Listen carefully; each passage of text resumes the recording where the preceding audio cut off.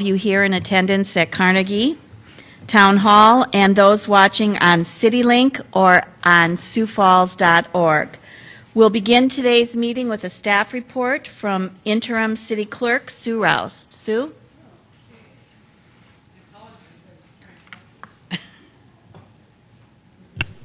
Okay. One item that I did want to bring up relates to the ordinance that will be on your agenda tonight to change the day when the City Council meets.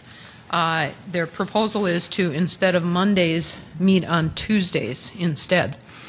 We had originally said that the earliest this could take effect was the first Tuesday in February, and we're recommending that as a nice clean time to start. However, we've since learned that the South Dakota Municipal League's day at the legislature is Tuesday, February 7th, which is the day we would be making the change. And in the past, a quorum of council members have gone to the Municipal League's day at the legislature. We haven't hit our deadline yet, so I don't know how many of you are planning to go. I think we've only had two that have given us a confirmation for sure. But I'm wondering how many of you might be planning to go to that. All three? I will not. I will be out of town.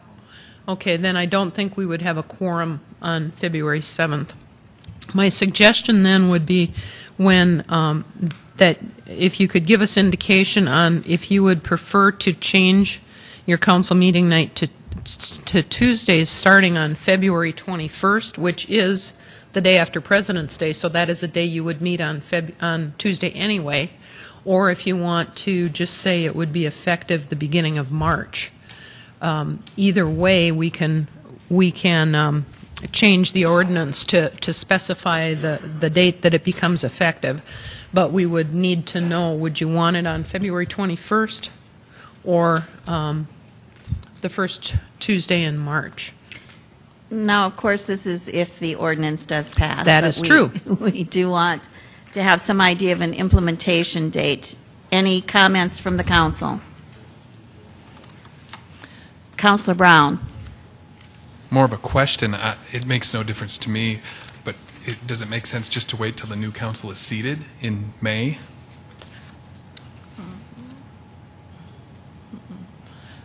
Councilor Erpenbach. I would prefer that we go for either the 21st February or the 1st March. Just because it's something we've been talking about for a while, and it's something that we're ready to do. I don't know that it matters that it happens when the new council comes.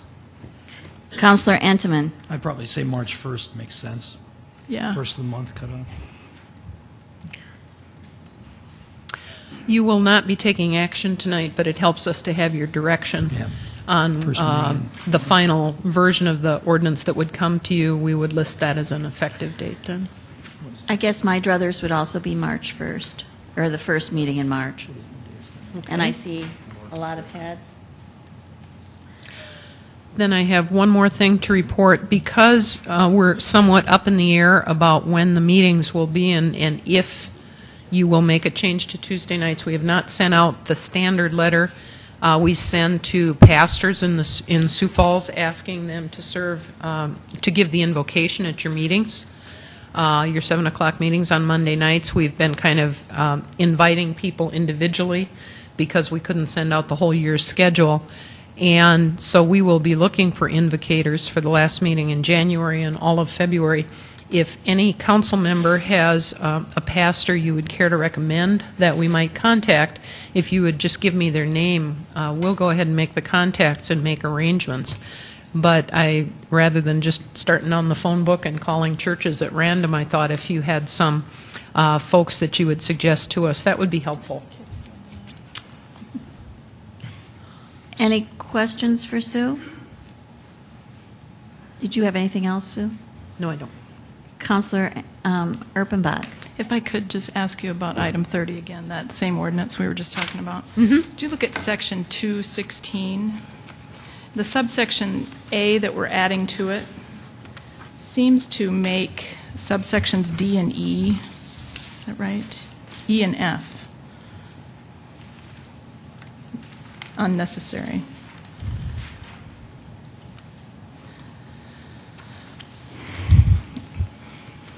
Do you understand what I'm saying?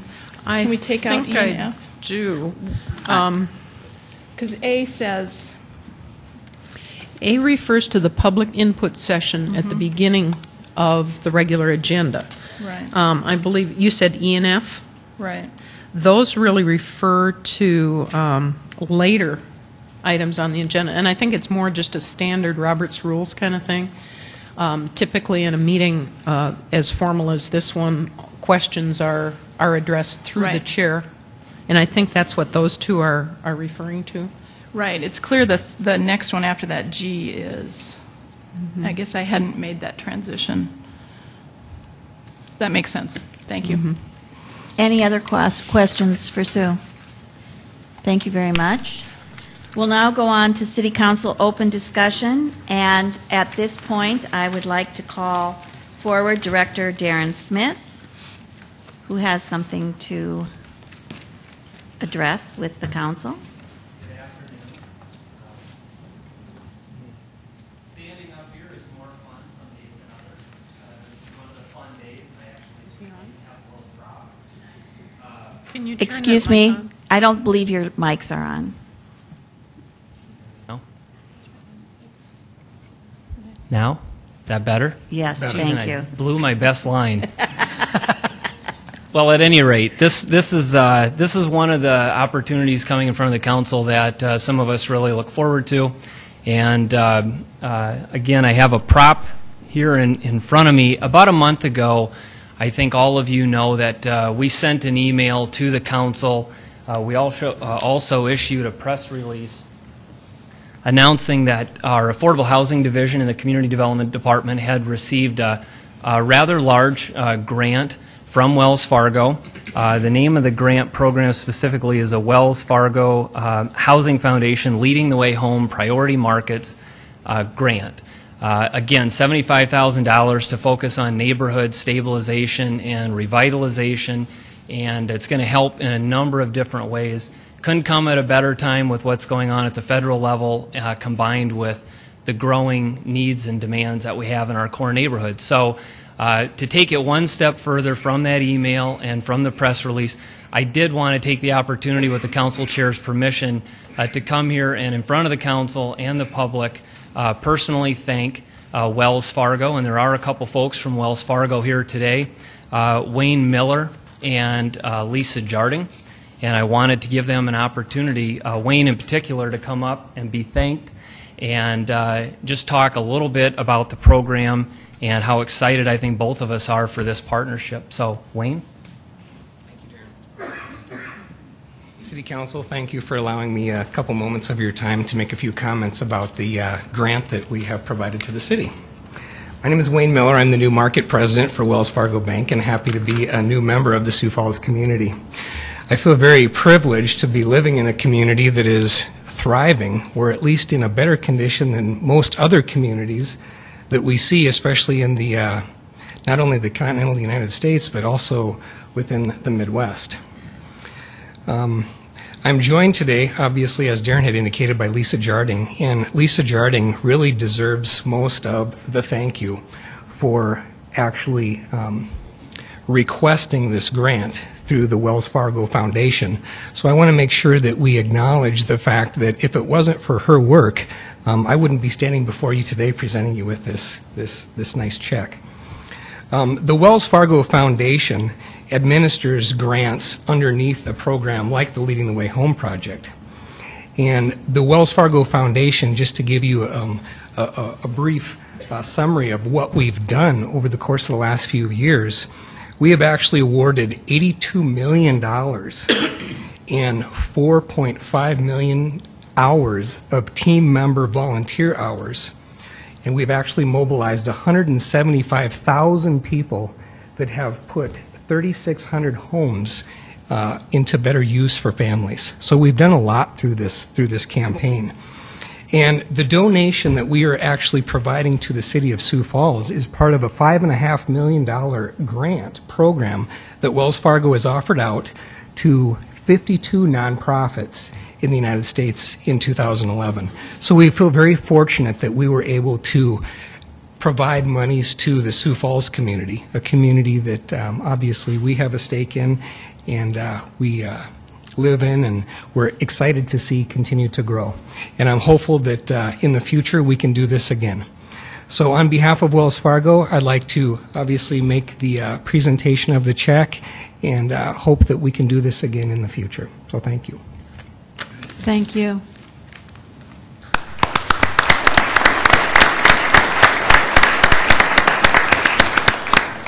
I also wanted to touch on something just real quick. What Wayne said in highlighting the work that Lisa Jarding did in particular absolutely was instrumental in advocating for us at the national level to receive this.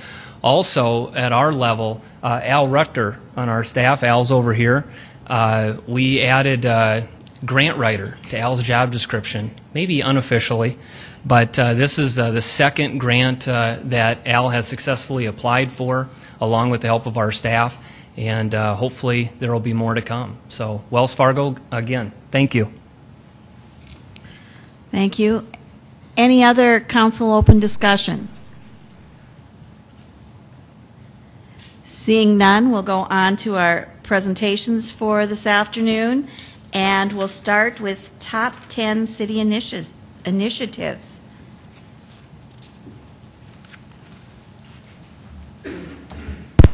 Good afternoon, City Council. I'm Kendra Simmonsma from the Mayor's Office. I'm really excited to be here. Thank you for having me. The intent of why I'm here is to provide an overview and summation of the top 10 city projects that we're working on. And hopefully you will recognize, if not all of them, many of them, because they have been submitted to you through informational meeting presentations, committee levels. I know that some of the staff have presented at committee levels on this.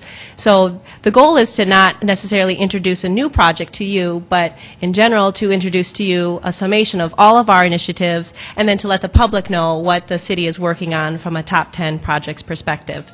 So let's get started.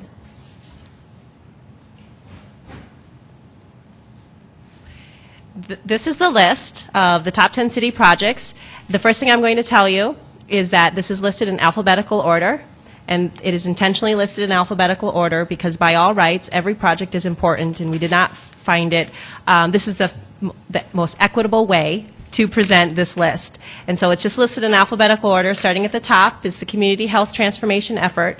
And I'm just going to quickly go through this list because later on in the presentation we'll spend some time on each project. So we have community health. We then move to the downtown development project, with the phase being the East Bank redevelopment. The event center is the third project on the list. Financial management, land management integration, the online plan review and workflow initiative. We have our pension plan project, a railroad relocation, River Greenway, and West Side Library. And again, just listed in alphabetical order. Before we get started specifically to walk through each project, I wanted to spend a little bit of time just talking through some of the characteristics that are found in these top 10 projects. And in order of importance, the first thing that you will recognize with these top 10 initiatives is that they have high public awareness. Not every project listed on the top 10 may have high public awareness, but certainly the majority of them do.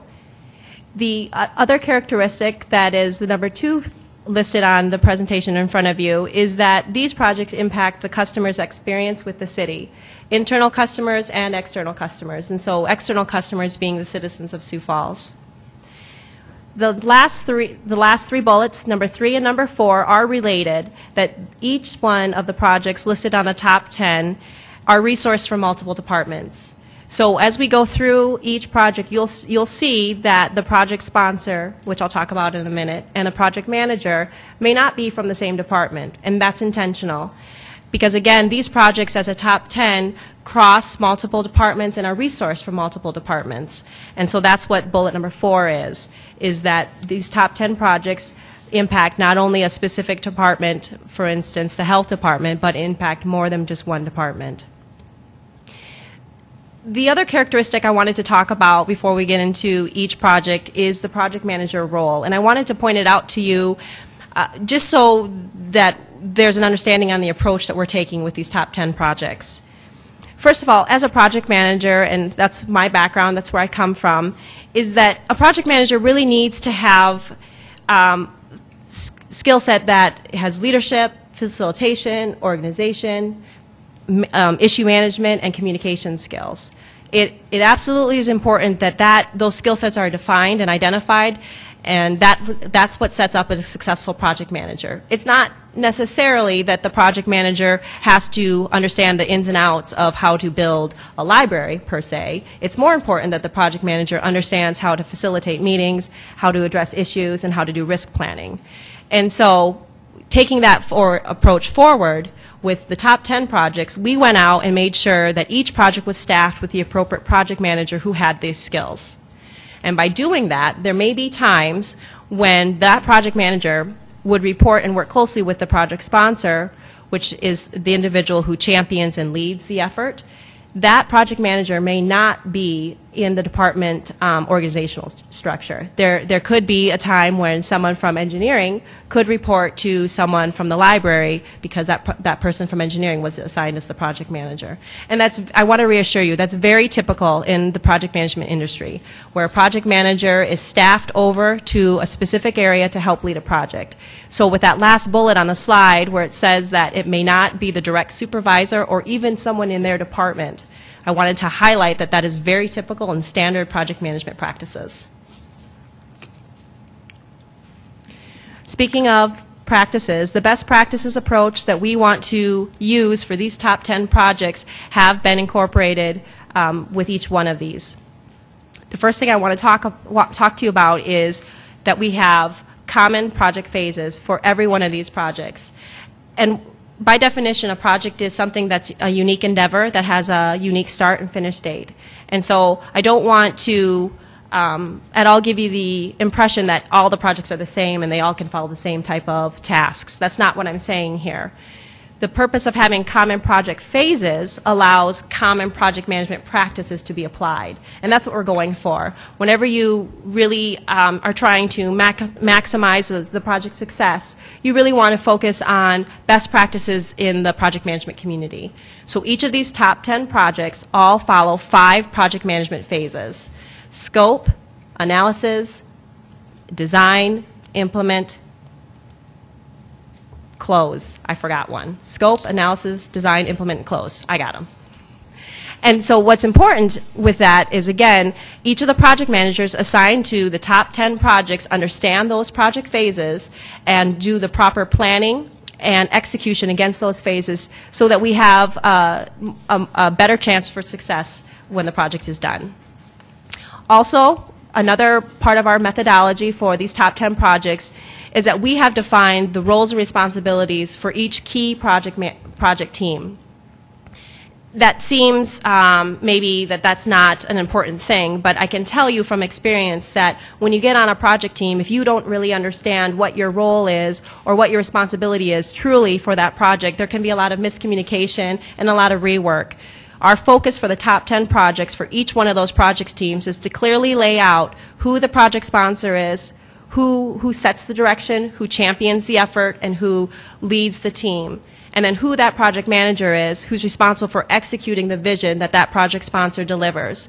And then there are other key roles that represent the business unit or the department that we may be impacting the most to speak to their expertise, the public aspect, there could be the technical aspect, an engineering aspect. Each one of those roles are defined clearly for each one of these top 10 projects. You also can be confident knowing that each one of these projects have a project plan, not only one developed, but managed too. And that's a very important part. A lot of people can develop plans, but if you don't manage to them on a monthly basis, certainly on a monthly basis, then the plans mean nothing. Once it's on paper, if they're not managed and updated appropriately, it doesn't tell us anything. So each one of these projects have a project plan. Conversely then, they each have milestones that get bubbled up to you. I believe that several of these projects have submitted project summary sheets on many of these, on many of their project plans, so you guys can see the milestones that we're tracking against. And again, the purpose of that is that the milestones are tied to the project plan. We don't just have milestones floating out there in the air. We have a plan that supports those milestones. And then finally, the other important aspect of the project management methodology that we've asked the top 10 projects to follow, is to I go through a risk planning process and go through a dependency planning process. Those 2 points are critical to make sure that the projects that we have, that we're working on and focused on, have risk mitigation plans in place. The dependency part is important, not only to define the dependencies within their project, but then any dependencies they have with other top 10 projects. And you'll see that we have a clear dependency with the downtown development project and the River Greenway project, and that would be the demolition of the river ramp, and we'll talk about that. But it's very important that those 2 project managers define that dependency and talk about syncing up their schedules so that they're well aware of any issues that come up. The last bullet I want to speak to on this slide is the monthly status updates. We are asking that each one of the top 10 projects provide updates on a monthly basis. And going forward, all project updates for these top 10 projects will be available on siouxfalls.org. So, with that, let's get to them, shall we? The Community Health Transformation Initiative, again, by alphabetical order. The goal and objective of that project is to improve the overall health and reduce health disparities, control health care spending by supporting community effort to reduce heart disease, cancer, stroke, and diabetes. And what's not listed here is they have an actual goal of reducing that by 5%. So that's a huge undertaking. This initiative has been funded by the CDC. There's been a grant. It's a 5-year initiative. The current status right now is that the team is standing up a city and community coalitions. They're going around identifying who from the city and who in the community will be part of a coalition team to help refine and finalize the key strategies of how they're going to implement reducing chronic disease by 5%. They do expect, under the upcoming milestones, they do expect to complete a community needs assessment by the middle of this year, July of 2012. And further milestones will be fleshed out as they continue through the planning stages. The key roles of this project, as I talked about the project sponsor and the project manager, this effort is being driven and championed out of our health department under Jill Franken, and Alicia Colora is the project manager assigned. But like I said before, with the top 10 projects, this project team that's not listed crosses multiple departments. This is not just being resourced and resourced out of the health department.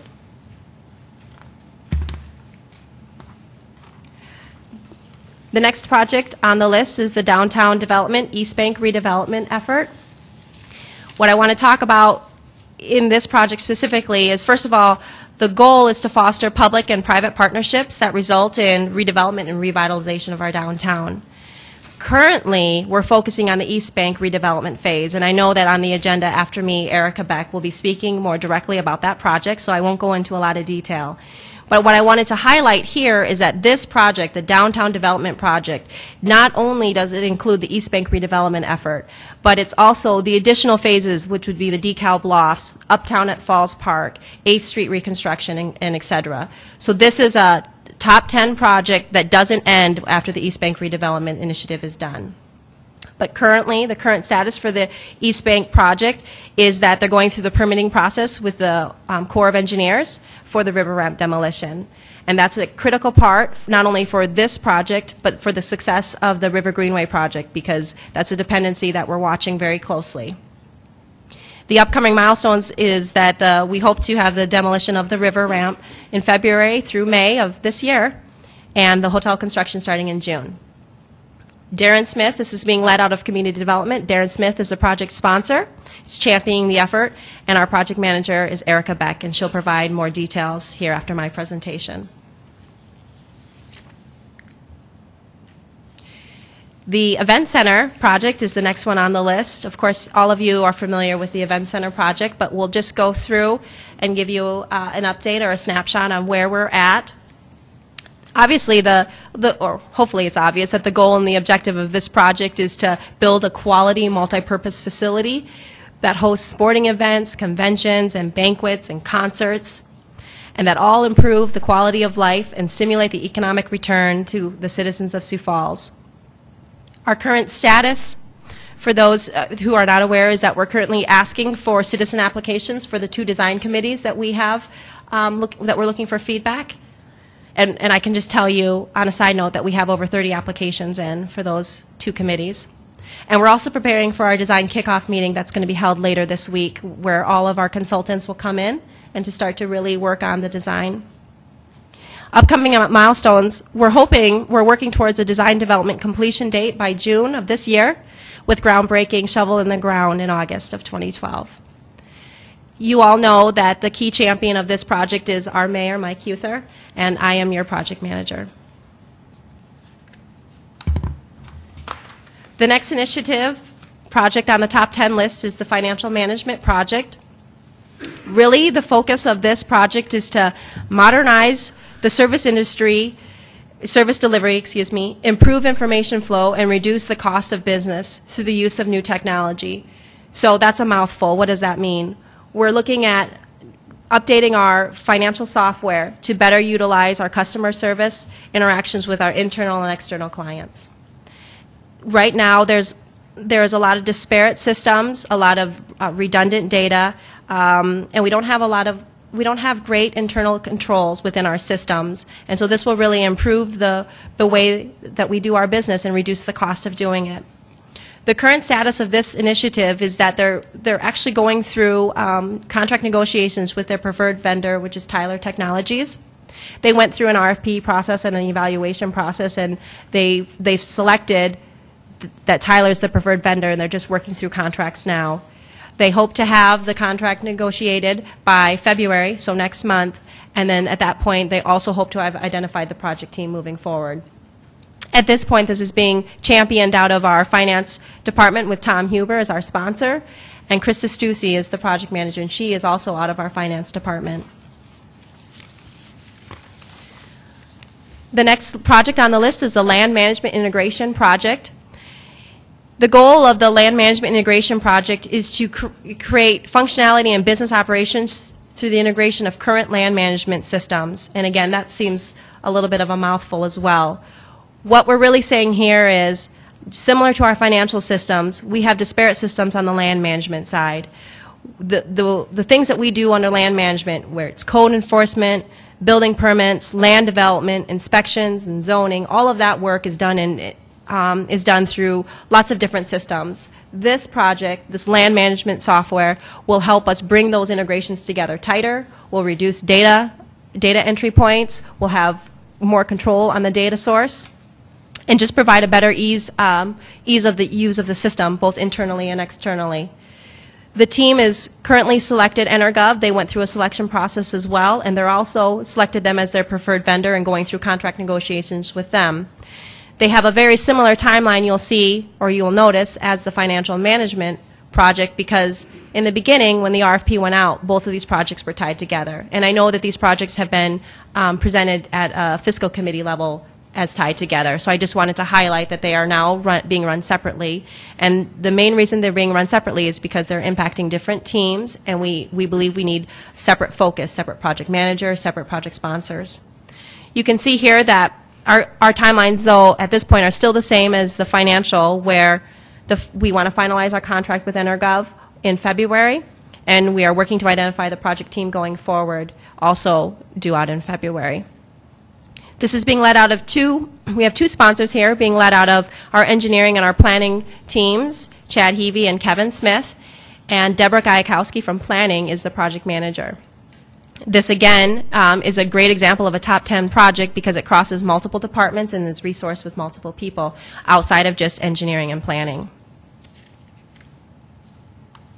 The next project on the list is the Online Plan Review and Workflow Project. And what is that project? It is another software project, but the purpose and the objective is to create a process that allows online collaboration between our development community and the city. Right now, we don't have real-time information exchange allowing for our plans to come through electronically through an online tool.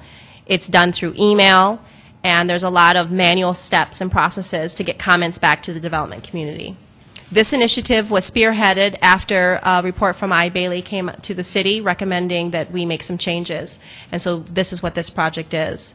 We're currently in a testing phase, and we hope to have completed our implementation by March, so in a couple months from now, and actually roll it out to the development community at large in April. We will be engaging some members of the development community to help us through the final implementation steps for training and for additional feedback as well, just to get their buy-in.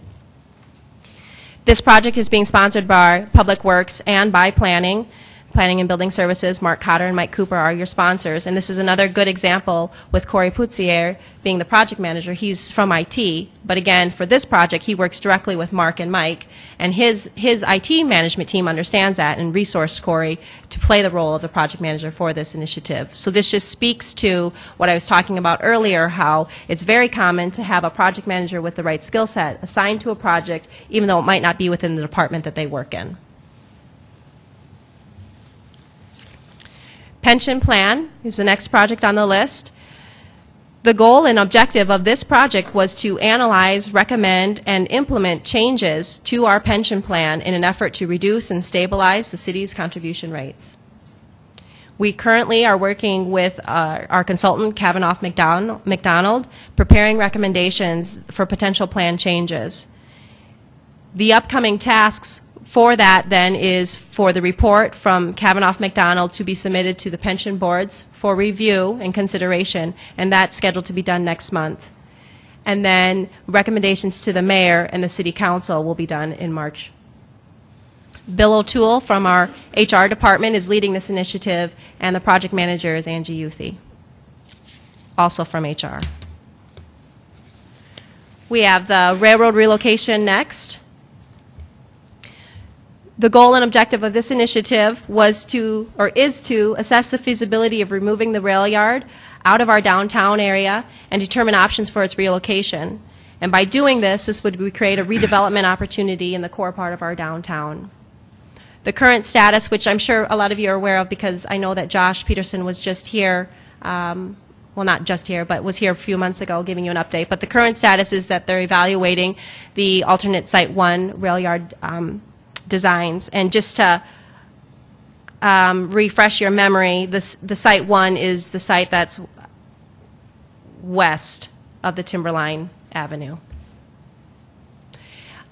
They're also working on completing an environmental review, which is an important part of this project due to the federal funding. And upcoming milestones is they're working on a public meeting, and they're also working on a draft environmental assessment to be due out in March. I've already spoke about Josh Peterson leading this effort as our project manager, and the overall project sponsorship falls on Mark Cotter out of Public Works. We move on to the River Greenway project. That objective and that goal for that initiative is to improve greenway access for recreational opportunities and also serve as a catalyst for private redevelopment that's adjacent to the greenway. Our focus has been on the downtown development. And I will say that up to today, improvements to the Greenway have sparked over $100 million in redevelopment. So it seems like this project is moving along successfully. The current status is that for Phase 1, their construction is around 85% complete. They expect, as you can see in the upcoming milestones, to be completely done with Phase 1 in June of this year. And Phase 2 is currently under design, and we expect to be complete through design in May. This project is dependent upon the river ramp coming down, and so you can see that their timelines line up with the river ramp coming down, because they would start construction after design is complete in May. Don Kearney out of our Parks Department is our project sponsor for this initiative, and Brad Ludens out of Engineering is our project manager. Again, another good example about how you can have a project manager from a different department working with another department on a specific project. The last project on the list, and I tell Mary Johns, again, it's in alphabetical order, is the West Side Library. We are providing a library service. Why are we doing this? Providing a library service to the growing populations of the west side of Sioux Falls. And as we all know, that the library will be called Prairie West Branch, and that was just recently voted on. The current status right now is that they're currently in the design phase, and they're working on finishing up the exterior finish of the design, and also working on identifying the furniture, fixtures, and equipment, or the FF&E. They hope to have the construction documents complete by next month, February, with groundbreaking in April, and hopefully target completion this time, or spring, not this time, spring of 2013. Mary Johns is our project sponsor from our library area, and again, another project manager in a different department, Rick Bandy, is leading the effort. What I want to conclude with, before I turn it over for questions, is that these are the top 10 projects that are going on right now, but this is certainly not to overshadow any of the current work that we're doing just on a day-to-day basis to serve the citizens of Sioux Falls, plus all the other department projects that are going on that we're not tracking. This is just the top 10 projects that cross multiple departments and use multiple resources that we feel highlight the top 10. And then also wanted to highlight that all of the updates on these projects will be available on siouxfalls.org. And with that, we have all of the project sponsors and/or project managers, including myself, available here for questions. Questions for Kendra?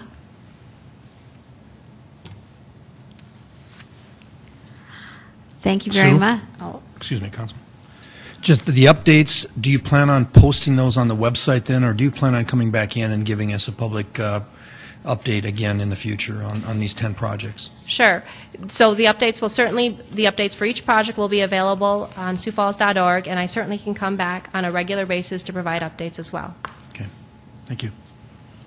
Any other questions or comments? If not, thank you, Kendra. Thank you. We'll now hear from Erica Beck on the update on East Bank redevelopment project.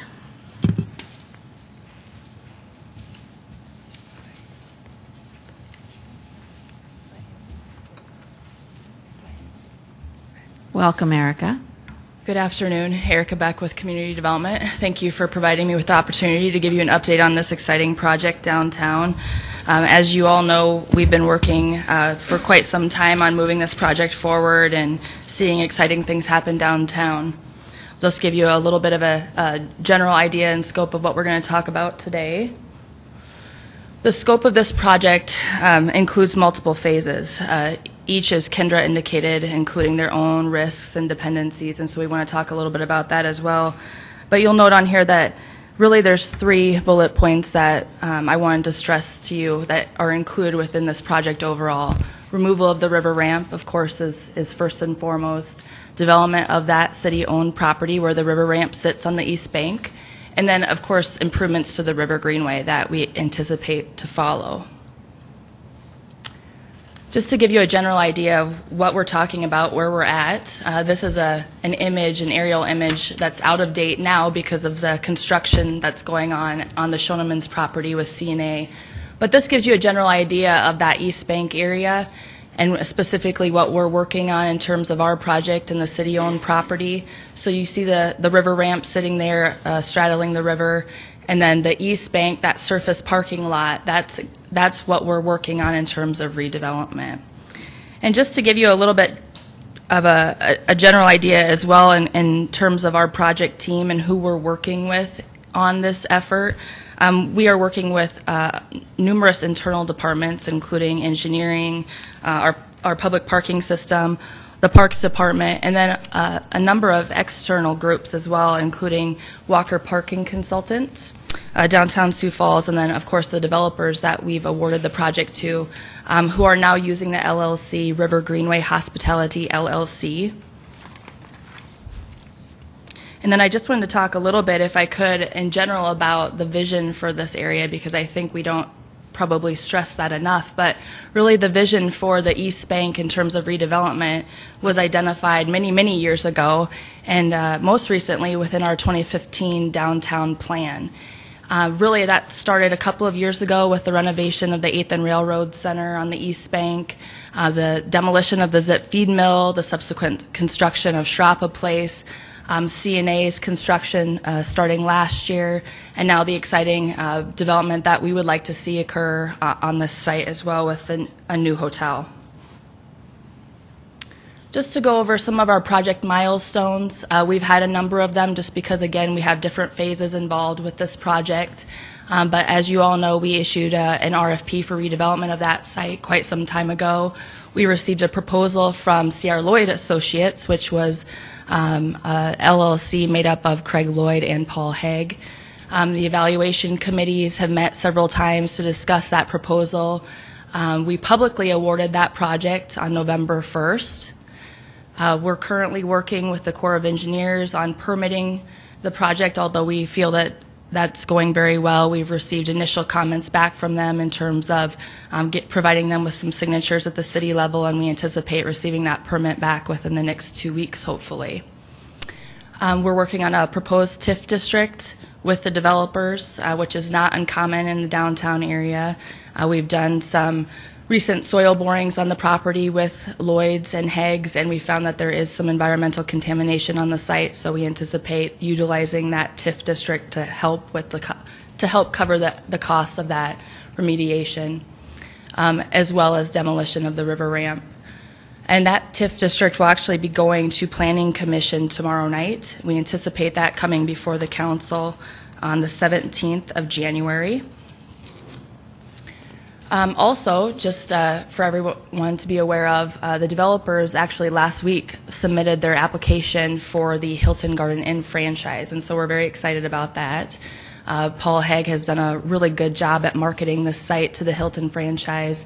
Darren and I had the opportunity to meet with a representative from Hilton a couple of weeks ago, and they were very impressed with what we're doing within our downtown area, and so we feel very confident about that, as well as the developers, because their application fee was very non-refundable. So we feel very confident, and so do they, that this project is definitely going to be a success. And just to point out, too, I wanted to make note that we've done a very good job, I believe, internally communicating with all of the existing people that are parking in the river ramp.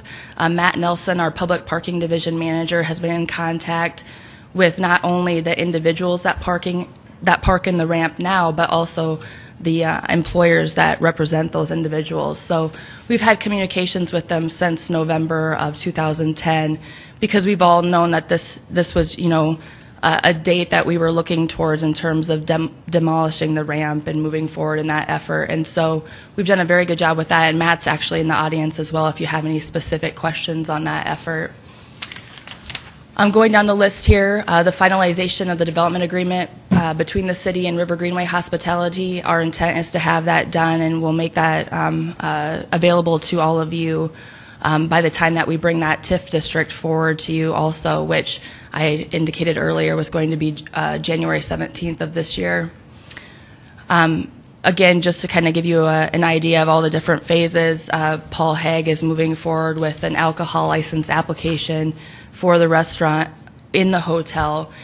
He is required to make payment for that by January 27th, and that will come to City Council for review, I believe March 5th, unless that date has changed now. Also, the transfer of the city-owned land, that will be an action that is required for approval by this body, and so we will be making both a first and second reading and ordinance to you. Preferably, our intent is to do that before March 19th of this year. Again, the river ramp demolition, we anticipate that being completed by May 28th, and then the hotel construction would start immediately following that, with the intent that it would be open and ready for its first guests by June of 2013. Just wanted to give you a couple of images. I know that you all know where the river ramp's at and what it looks like. But just to remind you, this is a 50-year-old ramp. We have very high maintenance costs associated with the ramp. The vacancy rate in the parking system is such that when we were really looking at whether or not it was going to be a good idea to remove the ramp, that's really kind of what pushed us over that edge in terms of identifying that this was a very good and appropriate time to look at removal of the ramp and redevelopment of that East Bank property, because our vacancy rate is very high within the parking system because we've had a lot of turnover and various things happen. And of course, with the construction of CNA Surety, we know that all of those existing parkers within two of our ramps downtown, including the river ramp, will be moving to their own private parking within the next year and a half. So We're very fortunate that we've had this opportunity to move forward with demolition of the ramp at this point. It's going to save us a lot in terms of maintenance in the future. Of course, with the structure that we know that we're going to have to take down within the next couple of years anyway. This is just an image, and I hope that you've all had an opportunity to see this, but this was the image that we presented on November 1st when we awarded the project. And this is kind of what the Hilton Garden franchise is known for in its more urban areas. And so we're very excited about that. Paul Haig is very excited about that as well. And we anticipate moving forward with updates to this image as they are provided and as we start working with Hilton more closely. And then just to give you an idea, these are the types of improvements that we anticipate seeing in front of the hotel along the River Greenway. And you've just received a presentation on this, so I won't go into any further detail, but just in case you have any questions, all of this information will be available online as well. And with that, I'd be happy to answer any questions that you have. And again, Matt Nelson from our Public Parking Division is in the audience as well if you have any specific questions in regards to the river ramp tenants or the river ramp itself. Any questions for Erica? Councilor Jameson. Erica, could you clarify who's paying to have the ramp removed? Right now, the proposal would be for the developers to remove the ramp. And they still see that as the plan, and Correct. There's no confusion about that? No, no. We have it in the CIP just as a backup in case a plan doesn't come together with the developer, that the city still intends to remove the ramp, right? Correct. We do have funding allocated within the public parking system CIP budget for this year to remove the ramp. Is there a timeline that's kind of in place that if something doesn't happen with the developers that we go into action? Well, we're proceeding as though this project is moving forward as it's proposed. With the hotel moving forward, we're taking forward the TIF district this month to both Planning Commission and City Council. We'll have our developers agreement done as well. And so given that, we're really moving forward with the expectation that the project is going to happen. Okay, thank you. Any other questions?